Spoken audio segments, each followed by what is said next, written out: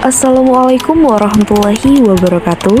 Saya Ika Kumal Afikoh, NIM A1A11980.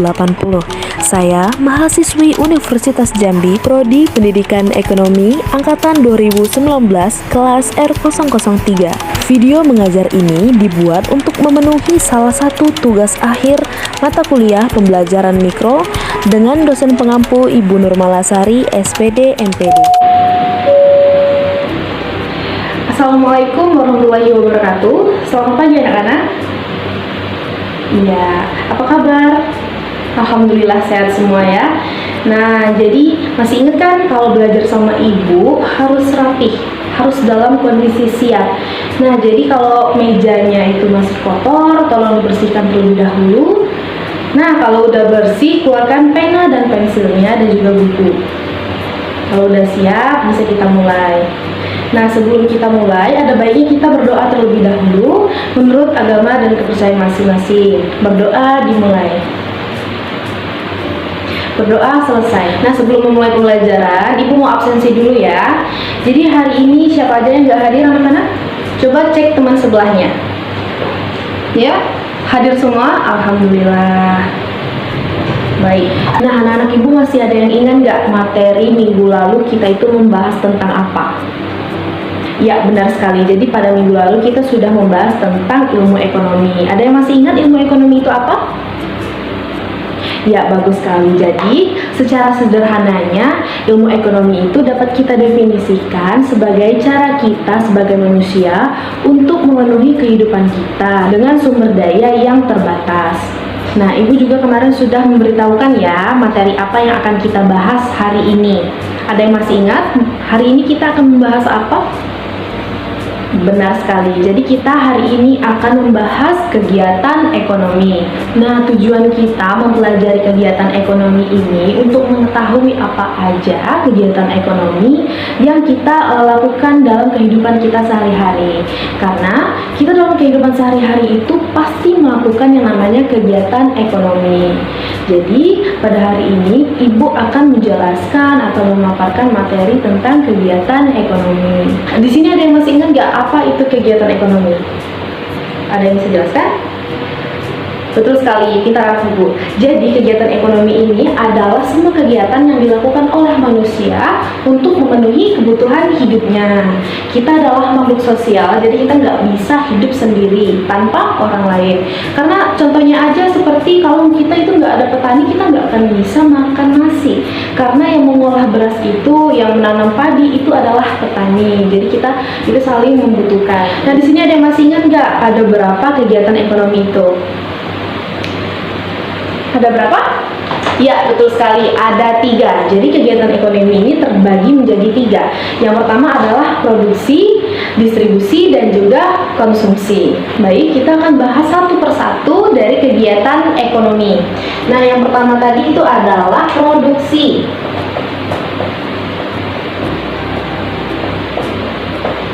Ada yang tahu apa itu produksi? Ya, benar sekali.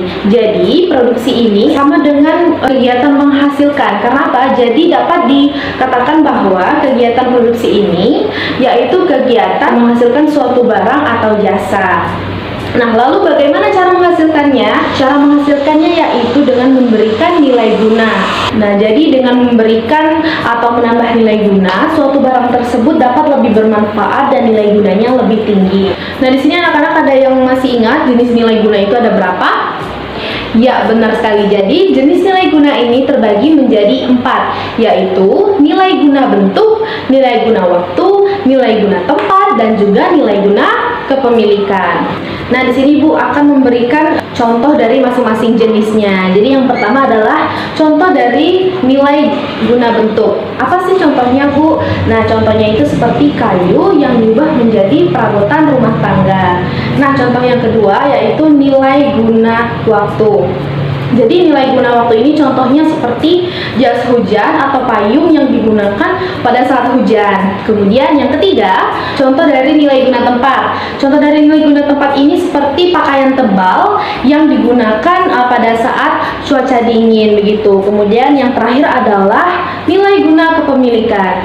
Nah, contohnya itu seperti buku yang berada di toko akan lebih bermanfaat setelah dibeli oleh konsumen. Begitu contoh dari masing-masing jenis nilai guna. Baik, sebelum lanjut ke kegiatan distribusi, apakah ada yang ingin ditanyakan mengenai produksi? Tidak ada? Baik, jika tidak ada, kita lanjut.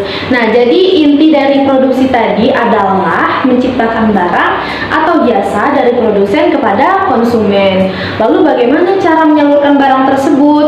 Nah, yaitu melalui distributor. Nah, bagaimana sih Bu cara kerja distributor? Nah, cara kerja distributor ini terbagi menjadi 3, yaitu ada secara langsung, semi perantara, dan juga secara tidak langsung. Baik, sebelum lanjut ke kegiatan distribusi, apakah ada yang ingin ditanyakan mengenai kegiatan produksi? Anak-anak Ibu sudah paham semua? Baik, jika sudah, kita lanjut ke kegiatan distribusi.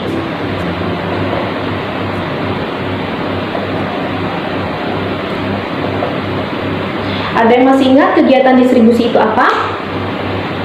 Ya, benar sekali, pintar anak-anak Ibu. Jadi, kegiatan distribusi ini adalah kegiatan penyampaian atau penyaluran barang atau jasa dari produsen kepada konsumen. Lalu bagaimana sih Bu cara menyalurkan barang tersebut?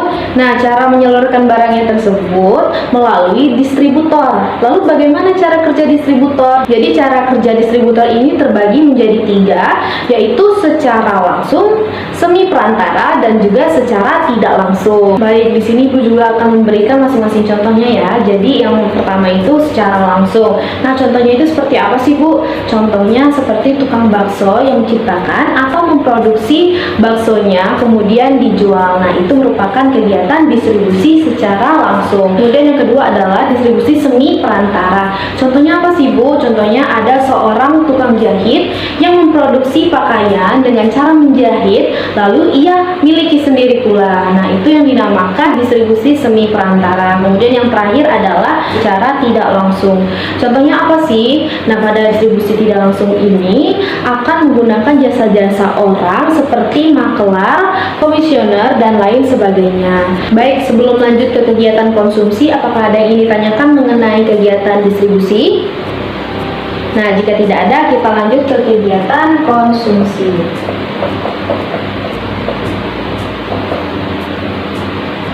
Di sini ada yang masih ingat nggak kegiatan konsumsi itu apa?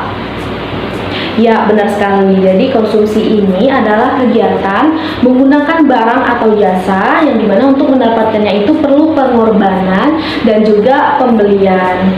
Di sini ada yang masih ingat apa aja ciri-ciri konsumsi?